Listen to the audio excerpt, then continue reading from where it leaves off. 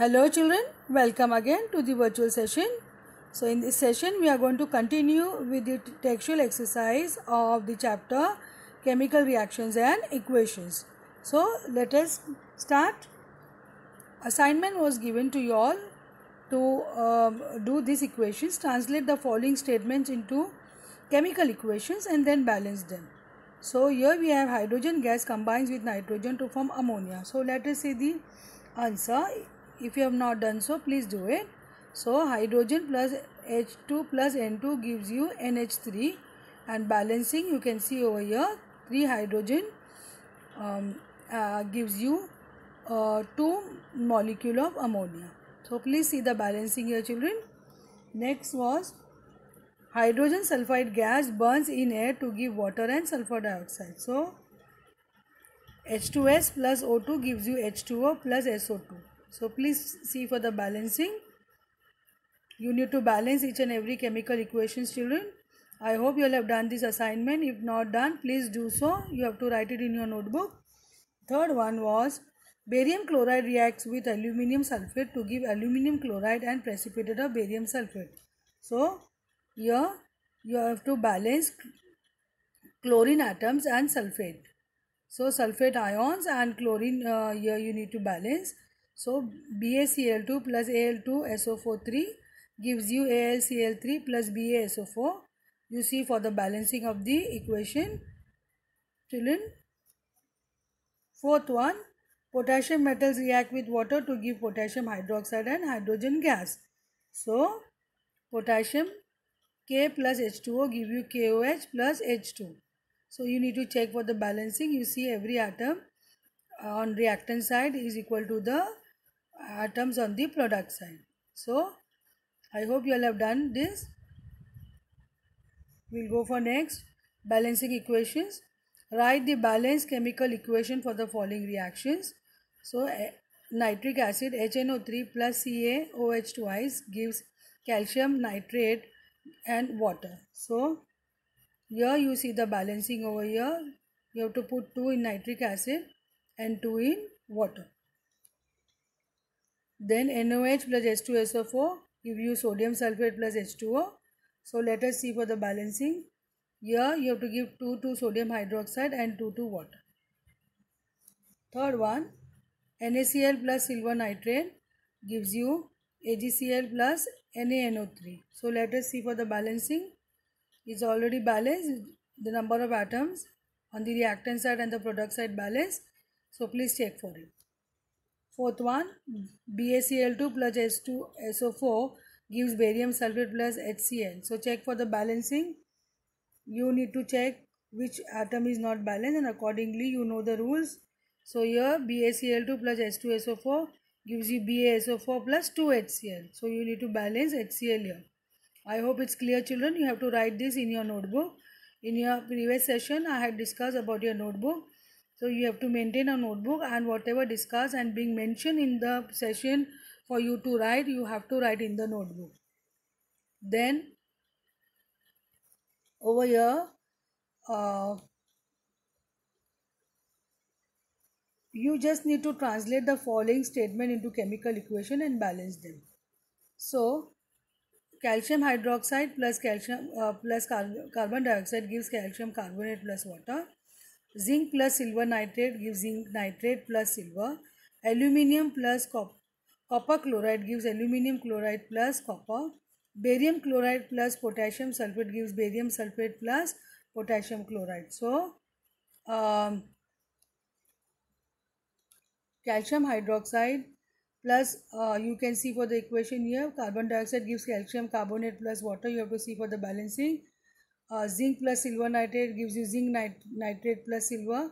So next equation here, zinc plus silver nitrate gives zinc nitrate twice, because silver nitrate here, nitrate is take one ion in silver nitrate. Here as one whole radical, it will be balanced because the valency of zinc is plus 2. So see the formula for zinc nitrate plus silver. And third one was aluminium plus copper chloride gives you aluminium chloride plus copper. So third one, aluminium plus copper chloride CuCl3 give you AlCl3 plus Cu. So you check for the balancing. Your formula should not go wrong. Even if you go wrong in your balancing, half a mark will be cut. But if formula goes wrong, you will get 0 for the equation. So you have to see that you write correct formula when you are converting word equation into the symbolic equations. Then fourth one, barium chloride plus potassium sulfate gives you barium sulfate plus potassium chloride. So here BaCl2 plus K2SO4 gives you BaSO4 plus 2KCl. You check for the balancing, children. Every chemical equation you need to balance. Wherever you write chemical reactions, you have to balance it. Write the balanced chemical equation for the following and identify the type of reaction in each case. So, potassium bromide plus potassium iodide gives you potassium iodide plus potassium bromide. So, here the equation goes KBr plus BaI2, that is barium iodide, gives you potassium iodide plus barium bromide. So, over here you see for the formula and see for the balancing, and it is a double displacement reaction as there is an exchange of ions between the reactants bromine and iodine. So you check for the balancing and you write the correct formula here. Next, hydrogen plus chlorine gives hydrogen chloride. So hydrogen H2 plus Cl2 gives you 2HCl. So above reaction, very simple combination reaction because two or more substance, that is hydrogen and chlorine, combine to form a single substance, that is hydrogen chloride. Magnesium plus hydrochloric acid gives you magnesium chloride plus hydrogen. So Mg plus HCl, that means gives you MgCl2 plus hydrogen. You check for the balancing. Here you need to write 2 HCl for the balancing. The above given reaction is a displacement reaction. Why? Because magnesium being more reactive than hydrogen. You remember reactivity series, children?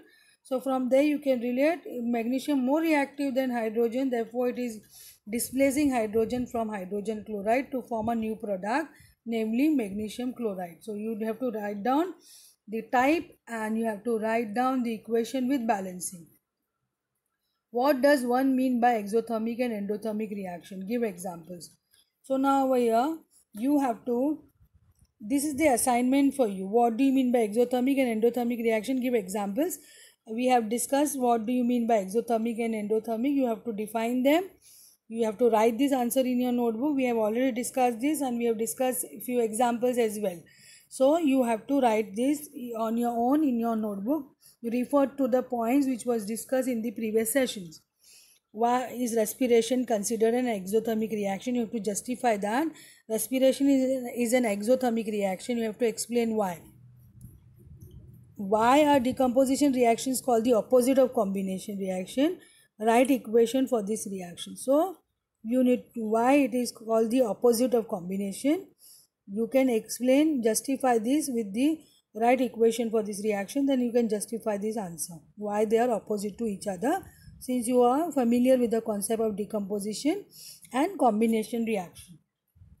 Write one equation each for decomposition reaction where energy is supplied in the form of heat, light or electricity. So now decomposition reaction, we have learned that three types where decomposition happen due to heat, due to light or due to electricity. So let us see thermal decomposition due to heat.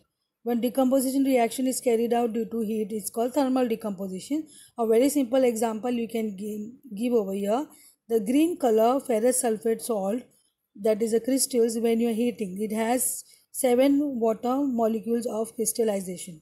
So it will lose water when heated and the color of the crystal changes.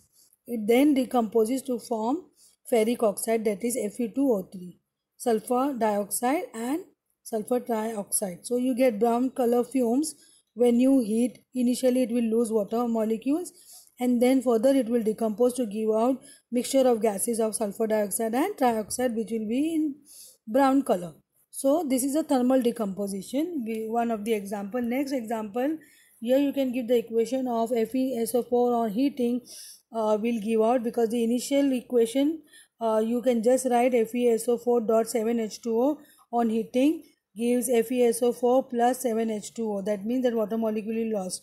And then the next equation you can give on this decomposition, where actual decomposition of ferrous sulfate takes place on heating. So there is a mixture of sulfur dioxide and sulfur trioxide, and Fe2O3 will be formed. So this is a thermal decomposition. Then we will see photolytic decomposition. When a decomposition happens in the presence of sunlight. So light energy is used up, therefore it is called photolytic decomposition. And a very simple example over here, you have white silver chloride turning grey in sunlight. This is due to the decomposition of silver chloride into silver and chlorine by light. So this is a very simple example of photolytic decomposition where the white color silver will turn into grey in the presence of silver chloride will turn white grey. So this is the example of photolytic decomposition. You can see the equation here. In the presence of sunlight, it will decompose to silver and chlorine gas will be given out. You can write these equations. Electrolytic decomposition, very simple, you have done it earlier. When a decomposition reaction is carried out by using electricity is called electrolytic decomposition. Very simple example over here.